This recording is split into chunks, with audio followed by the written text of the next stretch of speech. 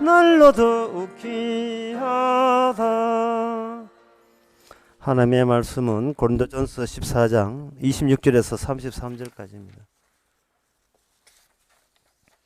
신약 성경 281페이지입니다. 그런즉 형제들아 어찌할꼬 너희가 모일 때 각각 찬송치도 있으며 가르치는 말씀도 있으며 계시도 있으며 방언도 있으며 통역함도 있으니 모든 것을 덕을 세우기 위하여 하라. 만일 누가 방언으로 말하거든 두세 사람이나 불과 세 사람이 차스를 따라하고 한 사람이 통역할 것이요 만일 통역하는 자가 없거든 교회에서 잠잠하고 자기와 및 하나님께 말하는 것이요 예언하는 자는 둘이나 셋이나 말하고 다른 이들은 분변할 것이요 만일 곁에 앉은 다른 이에게 계시가 있거든 먼저 하던 자는 잠잠할지어다. 너희는 다 모든 사람으로 배우게 하고 모든 사람으로 권면을 받게 하기 위하여 하나씩 예언할 수 있느니라. 예언하는 자들의 영이 예언하는 자들에게 제재를 받나니 하나님은 어리저름의 하나님이 아니시요 오직 화평의 하나님이시니라. 아멘. 요새 사람들 보면 방금 읽었던 현상이 일어나게 되면 완전히 개파이라 이게 할 거예요. 이거 중구난방이고 사람이면서도 사람 아닌 것처럼 그렇게 말을 하고 알아듣는 이야기를 하라고 했음에도 불구하고 본인들도 자제가 되지 않고 알아듣지 못할 말을 했을 때에 이 단체라 하는 것은 인위적으로 조립된 단체가 아님을 확인하게 드러난 겁니다. 인위적으로 조립된 단체가 아니라는 것은 다른 사람들을 보기에는 이거는 배척해야 될 아주 괴상한 집단이 되고 맙니다. 기존의 질서 체제가 갇혀 있는데 그 질서의 체제에 의해서 아무리 이렇게 해석을 해도 해석 불가되는 단체가 있다면 흩어버리든지 그걸 억압하든지 이거 파쇄해버려서 인간들이 알아듣는 인간들만의 질서를 유지하기 위해서 가전 학대를 다 할 것입니다. 그걸 이제 핍박이라 하는데 이렇게 핍박의 대상자로서 이런 일들이 벌어졌다는 것은 이것은 사실이 하나님께서 의도하신 거예요.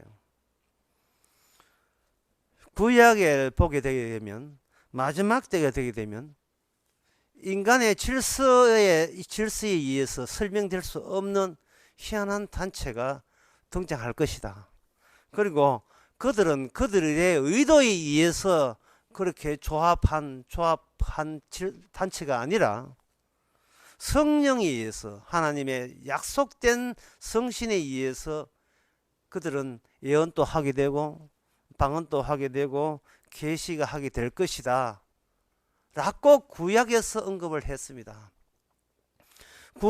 구약에서 예언한 것을 우리 이 고린도 교회 이 초대 교회에서 이걸 접한다는 사실은 이러한 특이한 단체가 등장하는 것만 특이한 게 아니고 누가 이 단체가 합동으로 일치된 마음으로 도대체 이 단체가 이 교회라는 나서는 이것이 누구 때문에 무엇을 위하여 누구 이름으로 그들이 모여서 한 마음으로 갖추어졌는가를 주목하라는 것이 하나님의 뜻입니다. 각자 자기 잘났다 해버리면 그야말로 개판이고 중구난방되죠. 오늘 본문의 32절에 보면 예언하는 자들의 영이 예언하는 자들의 제재를 받나니라고 되어 있어요. 예언하는 자들은 예언에 의해서 제재를 받는다, 통제를 받는다는 말은 서로가 서로를 통제하라는 그 뜻에 머무는 게 아니고 쳐다봐야 될 분을 제대로 쳐다봐야 되지 않겠느냐 하는 이야기입니다. 구약에서 이스라엘에 정말 하나님이 진짜 숨어있신 천지를 만드신 하나님이 정말로 이스라엘을 만들었다면 그것은 이스라엘을 만드는 그걸로 일이 이야기가 끝나는 것이 아니고 그들에게 주신 약속이 있을 것이고 그 약속이 약속으로 마감되는 것이 아니라 실제로 성취가 되는 날이 있어야 되고 그 날이 와야 돼요. 그 날에 오게 될 때에 미리 앞당겨서 구약의 약속을 주신 그 당사자가 누구냐? 그게 마지막 때에 나타납니다. 그분은 교회가 그렇게 중구난방처럼 뭔가 뭐라고 무슨 이야기인지 알아듣지도 못하는데 그들이 하나같이 주목하고 증거하는 자가 있었으니 그분은 예수 그리스도고 그분은 이 땅에서 오셨다가 죽임을 당하고 죽은 지 살아나신 분으로 그 살아나셨다로 끝나는 게 아니고 살아나신 분으로 자신들에게 이러한 예언과 통역과 방언을 주셨다고 고백하는 겁니다. 방금 이제 설교 시작부터 지금까지 이야기한 이야기가 이거 누가 들으면 그거는 옛날 이스라엘 역사 이야기네 또는 옛날 과거의 교회 이야기네 라고 생각할 거예요. 그러나 이 통역이라 이 하나님의 이스라엘 역사로 말미암아 주변 역사들이 다 영향을 받는 걸 봐서 이것은 이 인간 질서 있는 인간 세계 속에 일부의 뭔가 이해할 수 없는 단체의 등장을 말하는 것이 아니고 우리가 살고 있는 이 인간 세상 전체가 현재 이해할 수 없는 쪽으로 지금 이끌리고 있다는 것을 이야기하는 겁니다. 하나의 구심점, 핵심, 원심력을 나타내는 그 핵심 부분이 지금 교회란 이름으로 마지막 때에 등장한 거예요. 그리고 그 교회 빼놓고 인간의 모든 세상은 소용돌이 치고 있다는 그 교회 중심으로 소용돌이 치고 있으며 그 교회 중심에는 누가 계신가? 예수 그리스도가 죽었다가 살아신 예수님께서 거기에 계시는 겁니다.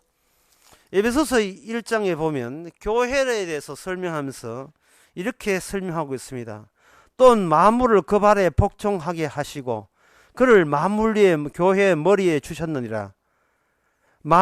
교회는 그의 몸이니 만물 안에서 만물을 충만케 하시는 자의 충만이니라. 이게 에베소서 1장 22절 23절 분명히 여기 나와 있어요. 모든 만물은 예수님 중심으로 돌아간다는 게 분명히 나와 있는데 왜 KBS, MBC에서는 총선 이야기 하냐 이 말입니다. 지금 제 이야기가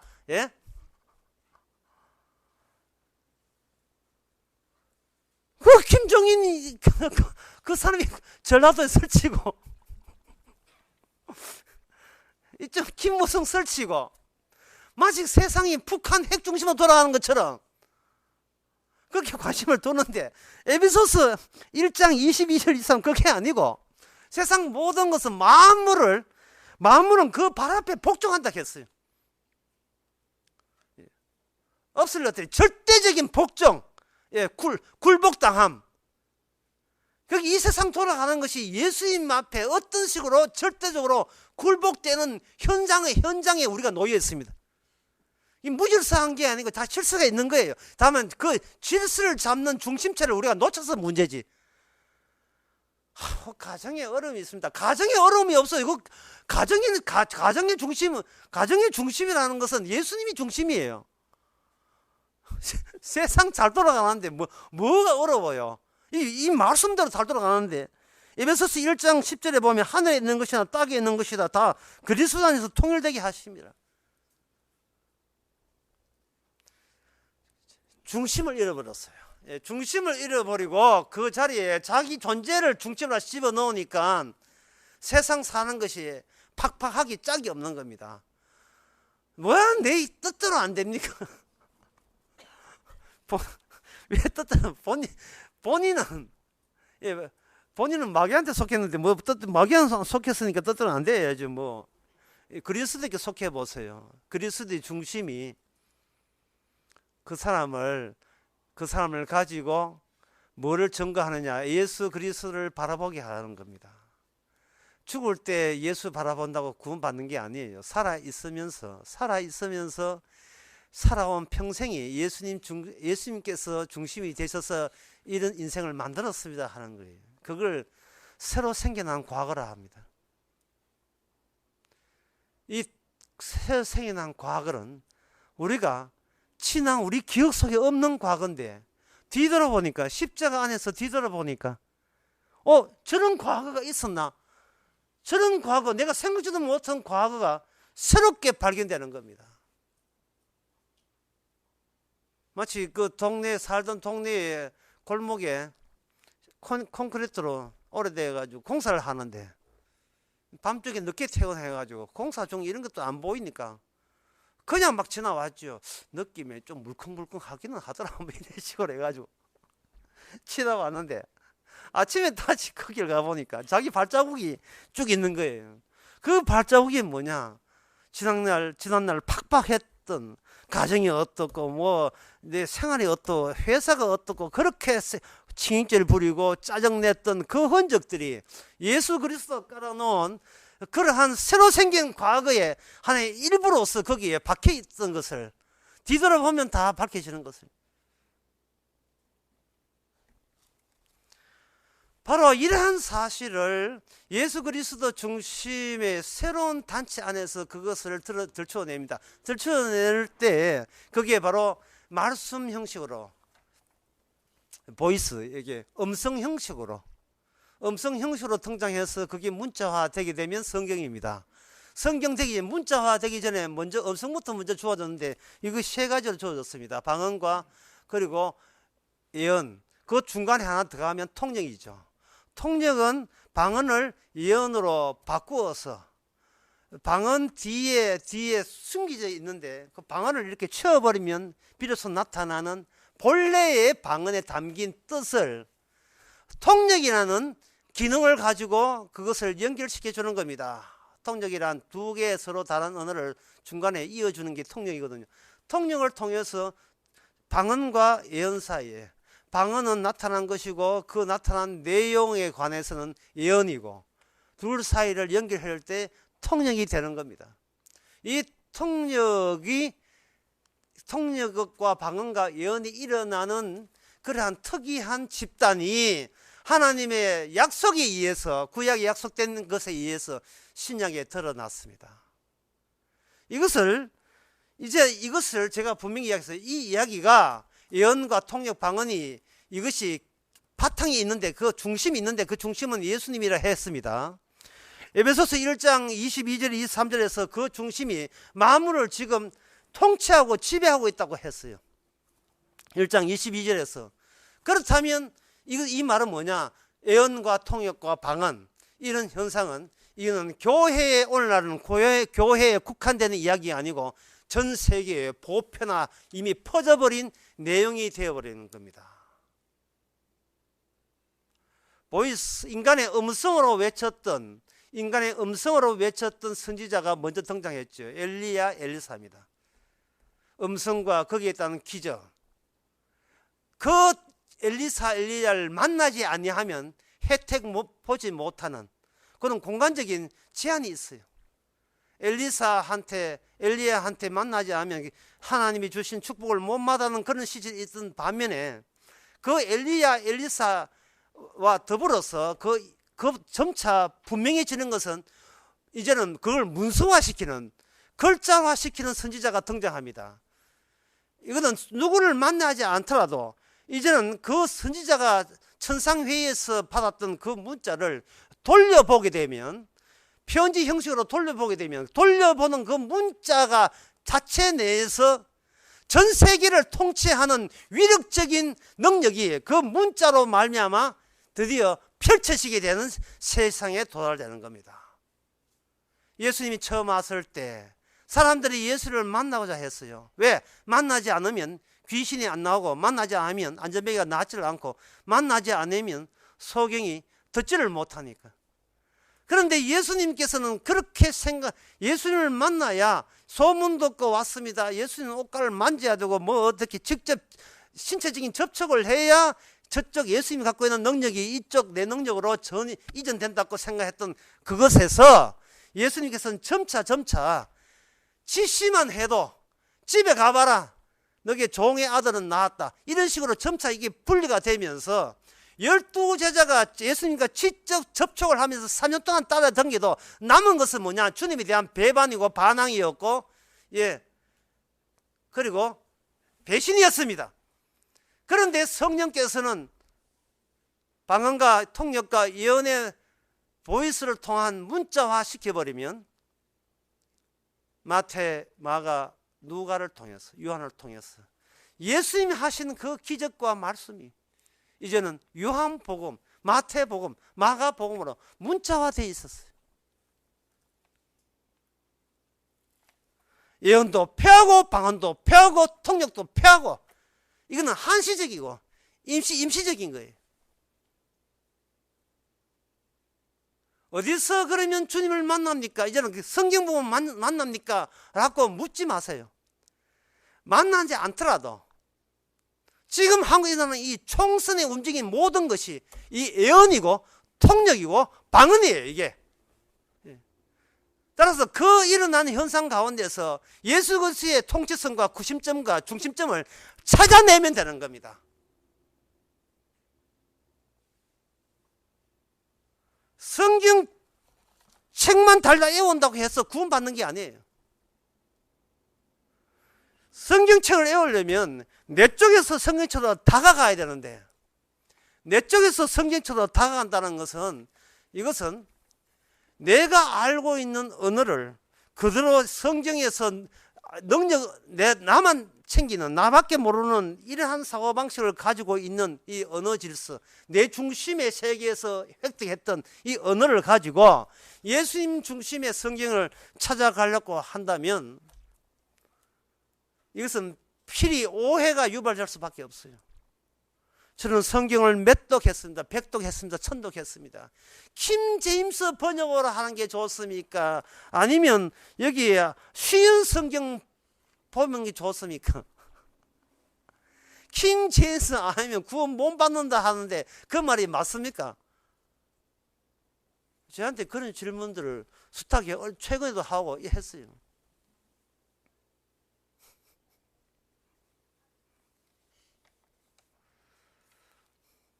하나님께서 성경 완판 안 주신 걸 감사히 여기시 바랍니다.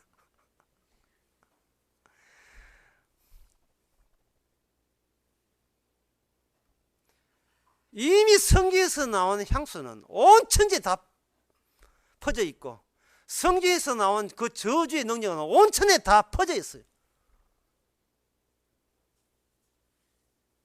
성경은 확인하라고 준 거예요. 확인하라고.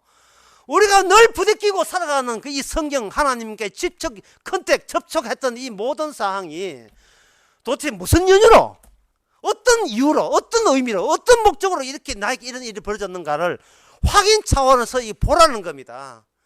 다시 아침에 발거든 출근하면서 콘크리트에 내 발쪽을 어떻게 어지럽게 찍어놨는지 한번 보라 이 말이죠. 주님이 만든 과거에 이 고집스러운 나의 과거를 가지고 얼마나 우격다짐으로 나만의 아름다운 과거, 멋진 인생 꾸미기 위해서 얼마나 그게 미친 개 뛰듯이 그냥 온 천지를 밟아 나왔어요. 세상아 날 좀 알아달라는 식으로, 그런 식으로 인생을 전부 다 밟아 놓은 거예요.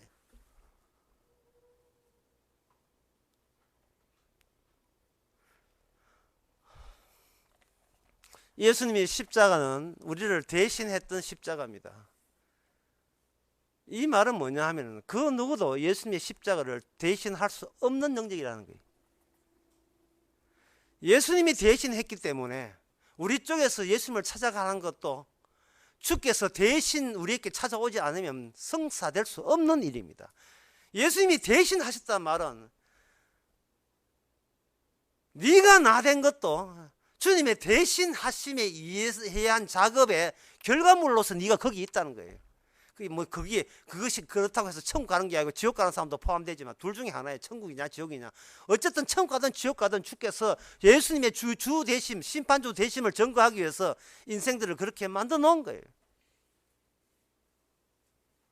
그런데 예수님께서 그렇게 예수님이 십자가 죽으신 것이 인간들은 몰랐어요. 이 세상에 인간들만 있는 줄 알았죠. 인간 말고 사탄이 이미 자리 잡고 있었습니다. 사탄이 자리 잡고 있는데 사탄이 자꾸 인간을 앞장서다 보니까 사탄은 없고 인간들만 있다고 저렇게 오해한 겁니다. 참고로 수요 예배 때 설교 들으면 여러분 참고로 할 거예요. 사탄은 없고 인간만 있다고 그 인간의 역사를 우기고 인간의 진화를 말하고 인공지능을 말하고 그냥 갈 때까지 가보겠다는 거예요.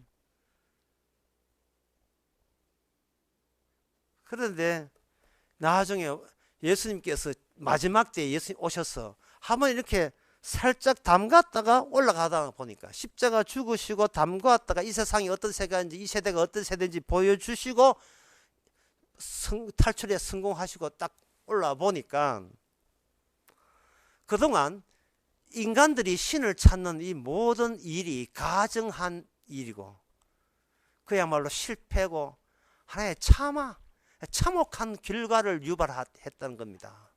그게 뭐냐면 예수님에 대한 타살 상황만 남았어요. 타살 상황. 그럼 왜 예수님을 타살하고 죽였느냐? 그것은 자기 존재가 신을 찾아가기 때문에 그렇습니다. 본인들이 인간이라고 생각하고 신은 적이 있다고 생각하고 인간이 신을 찾고자 시도했는 겁니다. 배후에는 사탄이 그렇게 했고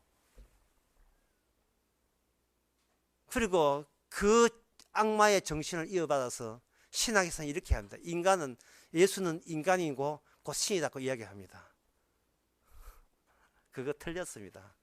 예수님은 인간도 아니고 예수님은 하나님도 아니에요.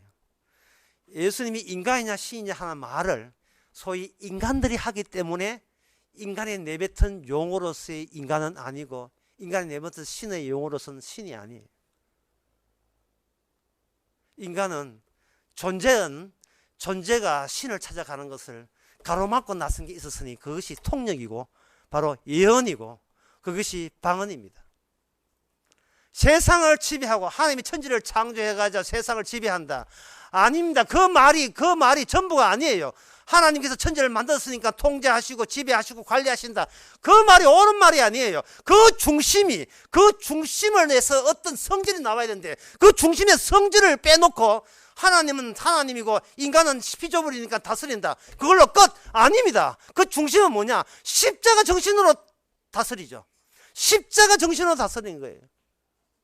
십자가 정신으로 다스린다는 것은 뭐냐 하면은 나는 인간이고 신은 저기 있다는 그 진짜 통째로 다 거짓말한 거예요. 그건 사탄의 속임수에 지나지 않습니다. 사탄은 어디 있느냐? 사탄을 빠져나오면서 비로소 느껴지는 게 사탄이에요. 사탄의 권력에서 권세에서 소나기에서 빠져나오면서 그동안 사탄한테 속았네 라고 무릎을 치든지 뭐 허벅지를 치든지 하여튼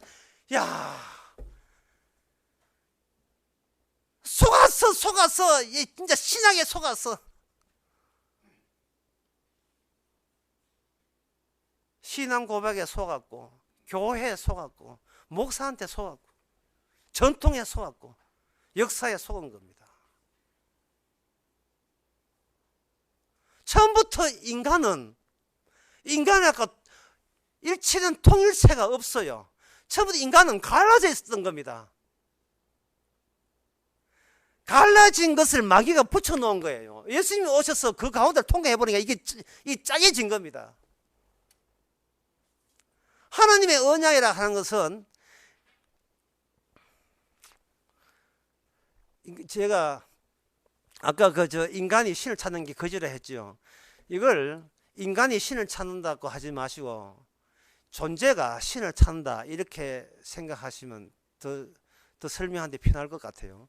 하나의 존재가 신을 찾아가요. 어떻게 찾아가냐? 내가 여기 존재하듯이 여기 있듯이 신도 하나에 있다. 근데 그 존재를 뭐로 보냐 하면 하나의 통일체로 묶어진 하나의 통일체처럼 완전체처럼 생각한 나가 완전한 신을 찾아간다고 생각하는 겁니다. 그런데 하나님의 약속은 그 인간 속을 쪼갭니다. 쪼개서 인간 속에 어떤 괴물이 들어있는가를 들춰내기 위해서 하나님의 언약은 피로 피를 통해서 이 땅에 오지요. 피는 인간 존재 내부에 있는 거예요. 다시 말해서 인간아, 정말 내하고 이야기하고 싶다면, 정말 내가 네하고 이야기한다면 너를 그냥 너 통일처럼 상대하는 것이 아니고 쪼개서 피 흘려서 피 가지고 설명하겠다. 피 차원에서 나와 너를 만나게 되겠다 이 말입니다. 인간은 두 쪽으로 분열돼야 돼요.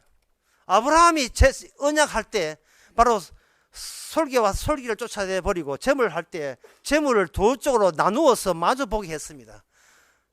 하나도 아닌 게 하나인 것처럼 하는데, 나는 그 중심을 다시 한번, 인간을 그렇게 하나도 아닌 게 하나인 것처럼 하는 그 중심을 내가 그냥 좌시 않고 그걸 보겠다는 겁니다.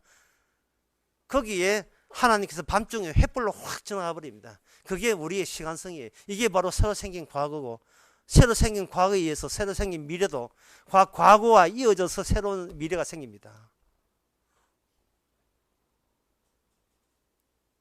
어제 제가 결혼식에 주례를 했잖아요. 신랑 신부를 보면서 제가 생각한 게 있어요. 신랑 신부가 이들이 알고 있던 것은 자기가 지나온 과거만 알고 있잖아요. 지나온 과거만. 그러면 이 두 사람이 앞으로 내가 새 가정을 하겠다는 말은 그 토대가 뭐냐 하면은 지나온 과거 존재예요. 두 존재가 하나가 되어서 새로운 가정을 이루겠다는 겁니다. 그러면 그거는 이게 안 맞는 끼리 같이 한 가정 하겠다는 우격다짐에 지나지 않아요. 이거는 깨져야 돼요. 지나온 과거하고 전혀 다른 미래로 연결돼야 됩니다. 우리가 40이고 50이고 산다면 이거는 내가 살아온 나밖에, 나 중심, 내가 중심이 되고 세상 돌아가는 모든 것이 오직 나를 위해서 돌아가야 돼라고 고집의 연속으로 다져진 그 과거, 그것이 내한테 심지처럼 박혀 있습니다.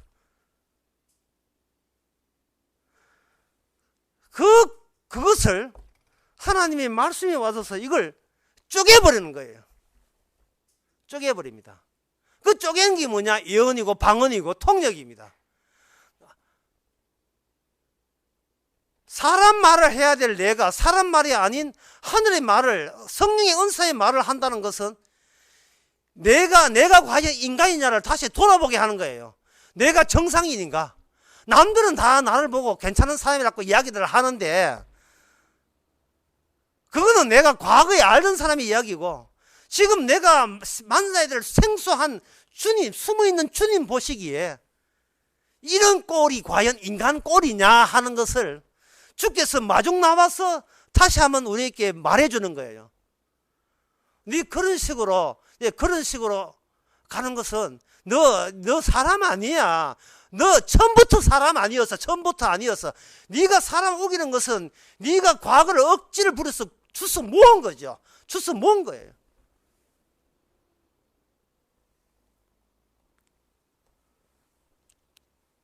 여기에 대해서 인간은 강력하게 반항합니다. 반항을 유도했어요. 반항해야 이게 악마 값이 되죠. 반항을 해줘야 이 악마가 들어있다는 걸 티가 나게 되어 있습니다. 반항 없는 구원은 없어요. 반항을 해야 내 속에 이런 괴물 들었습니다 하고 팍팍 티가 날 게 아니겠습니까? 나를 쪼갠다는데 그 가만히 있을 위인이 없어요. 자존심을 찢어버린다는데 가만히 있을 위인이 어디 있습니까? 완전히 자기 몸을 철저하게 감사하면서 안 돼, 이것만은 안 돼, 이것 때문에 내가 인간이야 라고 우기잖아요. 내놔 마지막 내놔. 아니 되옵니다. 통촉하시옵소서. 아니 되옵니다. 내놔. 이거 없으면 죽습니다. 그래 죽자. 그래 그거 내놓고 죽으라는 거예요. 다시 봉합해 줄게. 다시 분열된 걸 다시 봉합할 테니까 네 피로 봉합되지 말고 내 예수 피로 대신 죽으심으로 대신 하심으로 봉합해야 할 테니까 내놔. 반항하지 말고 그냥 내놔. 반항 안 될 수가 없지. 왜 반항할 수밖에 없는가? 그것은 바로 나의 가치, 나의 가치를 내가 스스로 포기할 수가 없다는 겁니다. 주님은 나의 인간의 가치, 존재의 가치를 인정하지 않습니다. 주님이 인정하는 것은 통력의 가치, 방언의 가치, 예언의 가치입니다. 약속의 가치, 이삭처럼 약속의 자녀 되는 것.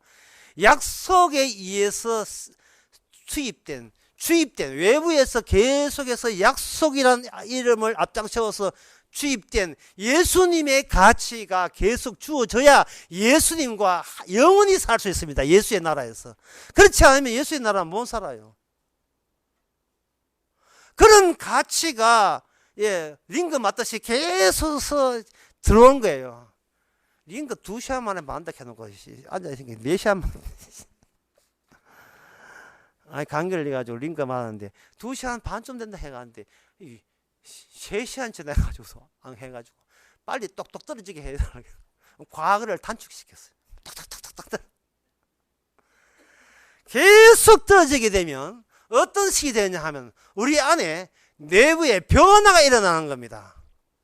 그 변화가 성도가 되었다는 변화를 어떻게 측정하느냐?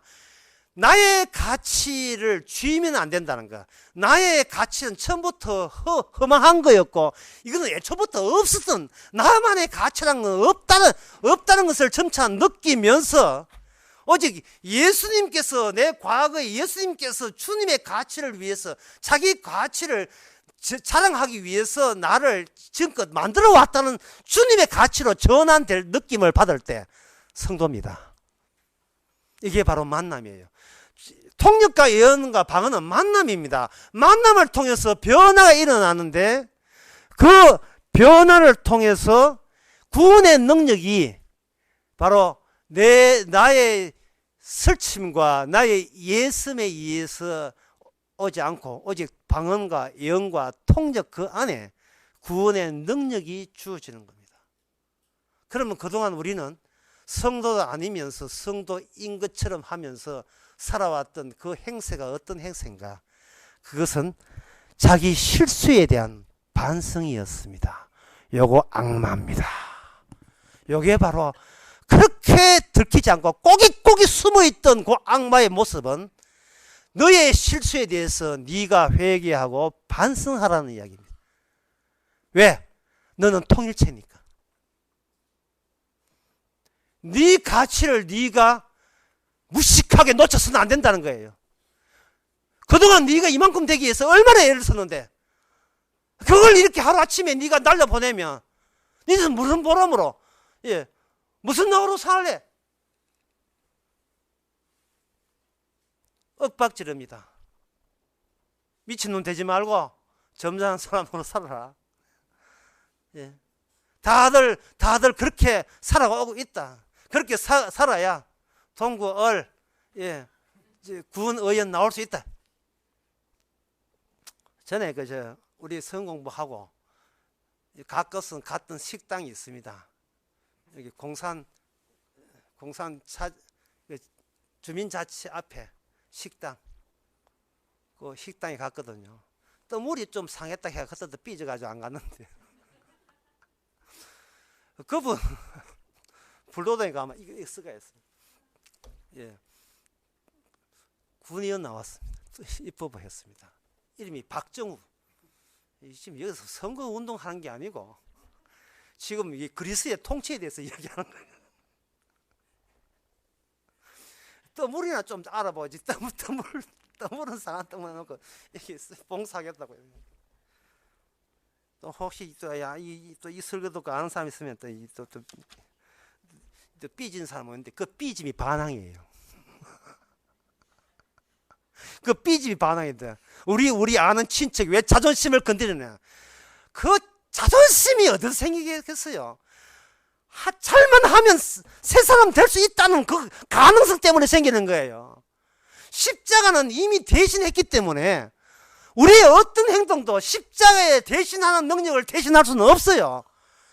근데 대신 하겠다고 설치는 게 바로 교회에서 말하는 그게 사탄의 작용입니다. 교회에서 통해서 나타나는 사탄의 작용이에요. 악마의 노림수입니다. 속임수예요, 그게.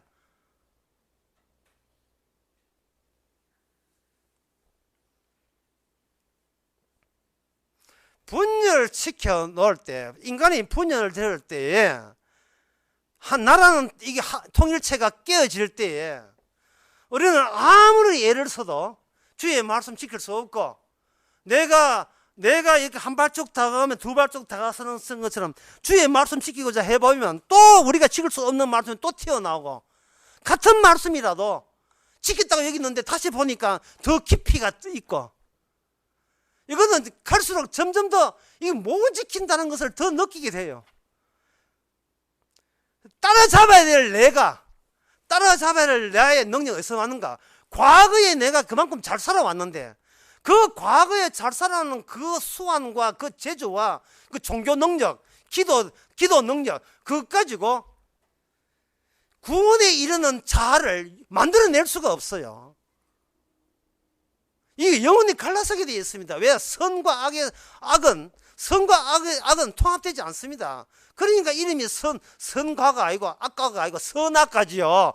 두 사이가 서로 같이 있으면서도 영원히 통합이 안 돼요. 그걸 따먹는 날에는 영원히 분리되는 거, 그게 죽음입니다. 내가 또 어느 쪽에 붙어야 돼. 내 자아가 두 개 되어버렸어요. 어느 자아가 진짜 자아인지 본인도 헷갈려요. 괜찮은 자아를 대표해서 내세울 수가 없어요. 그러니까 그 내부가 있으니까 그 내부는 어린 나이들이 유아들의 그 심리에 대한 책을 보게 되면 유아들은 두 가지의 상반된 정신 세계를 갖고 있다는 겁니다. 그게 뭐냐 하면은 3개월에서 6개월 사이에 보호를 받으면서 한쪽은 엄마를 의존하면서 한쪽은 엄마가 나를 노린다는 그 불안감을 양쪽 다 갖고 있어요. 엄마가 나를 삼킨다는 불안감과 내가 엄마 아니면 낯선 사람이 나를 해치고 믿을 것은 엄마밖에 없다는 상반된 분열된 심리를 가지고 그걸 정신세계 시작하면서 그게 나중에 80, 90대 때까지 계속 가요. 그런데 이 방언과 예언과 통역은 이미 온 세상을 덮고 말았어요. 마지막 때에 온 세상을 이미 덮었어요. 덮다는 말은 할 게 없다는 이야기입니다. 우리 쪽에서는 더 이상 할 게 없어요. 주께서 쪼개주시면 쪼개지세요. 어떻게 쪼개지는가? 과거에 대한 쪼개짐입니다. 내가 남한테 자랑스러워하는 그 과거와 그 과거로 인해서 예수님께서 어떤 그 희생에 더러운 발자국을, 더러운 찌꺼기를 남겼다는 그 새로 등장한 그 과거 사이에 둘 사이의 갈라짐이, 뒤돌아보면 내가 나된 것은 하나님의 은혜입니다. 살아온 것은 내가 죄인으로 살았습니다. 그리고 그 과거가 그렇다는 말은 하루 지나면 또 과거가 하루 늘어나잖아요. 그렇다면 우리의 미래도 죄 아닌 게 없다는 뜻이에요. 전 세계적으로 온 천지가 바로 예수님을 타살시키는 방향으로 그런 성질로 들끓고 있는 마귀 세계고, 그 속에 있는 나도 동일하게 스포츠처럼 그 정신이 빠져들어서 나만 살면 되지, 내만 행복하면 되지 하고, 그게 나의 통일체야, 나의 나다움이야, 이렇게 자기를 정서적으로 안정되려고 시도하는 나의 행복, 그 모든 것을 그냥 우리로서는 방치할 수밖에 없습니다. 그런데 성령께서는 가만두지 않고 예언과 통역과 방언으로 오지요. 에이, 목사님이 지금 어느 시대인데 있습니까? 그냥 말씀으로 오는 거예요. 그냥 말씀으로. 예, 보이스가 문자로 된 이 성경 말씀이 살아서 우리에게 오게 됩니다. 그 오게 되면 뭐가 오는데, 그 오게 되면 그 바탕이 뭐냐? 통합된 사랑이 옵니다. 이게 고린도전서 우리가 14장을 봤지만 13장에 분명히 이 예언과 통역과 방언의 은사는 어디에 함몰되느냐? 사랑이라는 은사에 함몰되어 있어요. 이 말은 사랑이라는 가치 속에 우리 이미 놓여있다 이 말이죠. 뭘 하기 위해서? 사랑을 증거하기 위해서, 사랑을 드러내기 위해서 우리는 나밖에 모르고 사탄에 속아 넘어가고 있는 지금 이 모습이 사랑에 함몰되어 있어요. 사랑이 강하면 강할수록 우리는 나의 가치라 하는 것은 이거는 신경 쓸 필요도 없고 그게 없어져도 괜찮다는 이야기예요. 그 사랑의 능력은 바로 우리로 하여금 그리스도를 닮게 하는 능력으로 우리에게 찾아옵니다. 아까 설교 전에 어떤 분이 저한테 질문했어요. 몸이 아프다는 겁니다.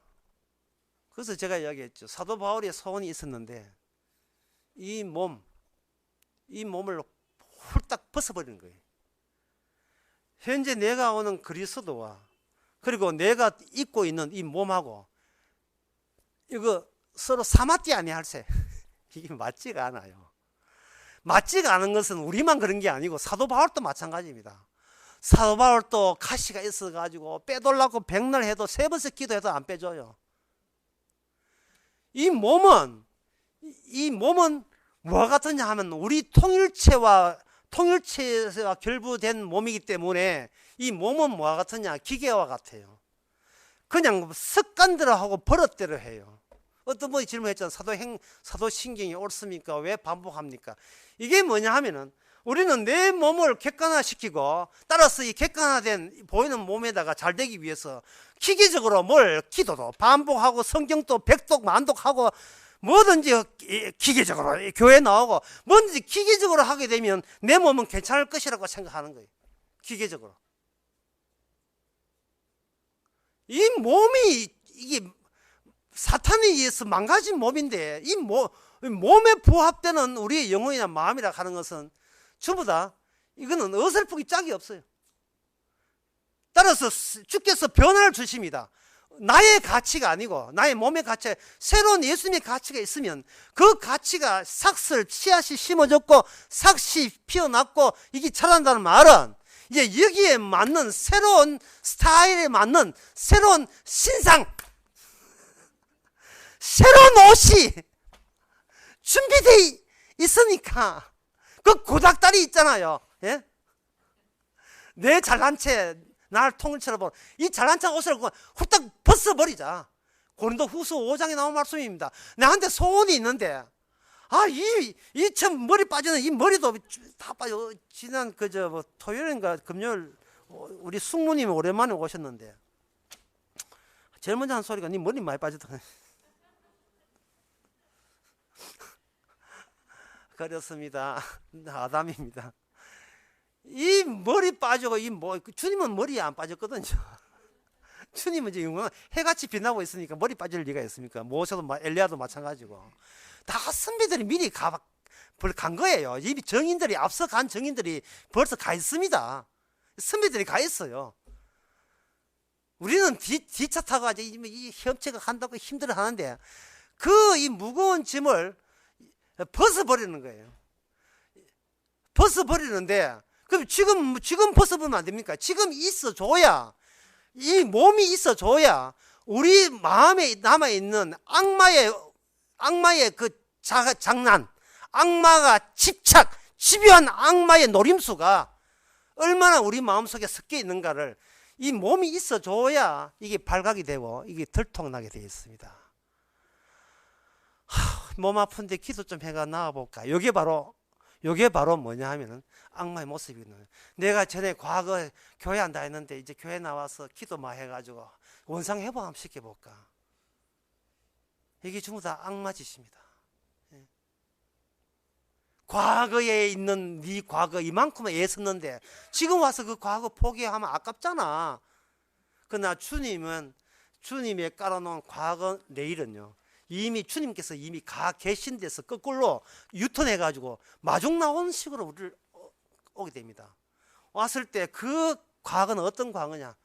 우리가 우리의 육에서 온 욕심에 의해서 완전히 호작질된 살해하고 주께서를 미워하고 주님을 싫어했던 그 발자국이 쫙 깔려있는 그런 과거와 미래가 우리 과거요, 우리가 미래가 될 겁니다.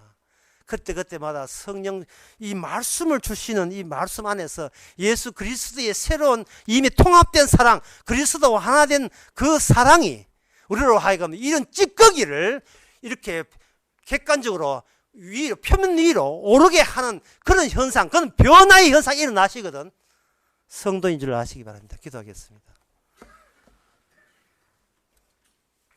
하나님 아버지, 주께서 약속대로 예수님 보내시고 말씀 보내시고 약속 보내주셨으니 이제는 그 말씀이 우리 속까지 파고 들어왔습니다. 예수 믿고 산다는 것이 얼마나 낯설고 힘들다는 사실을 우리가 혹독하게 느끼면서 때로는 반항하고 때로는 미워하고 때로는 자기 인생을 저주하고 자기 과거를 탓했습니다. 그게 마귀의 장난인 것을 이제는 깨닫게 하옵소서. 예수님의 이름으로 기도합나이다. 아멘. 자, 일어나셔서 495장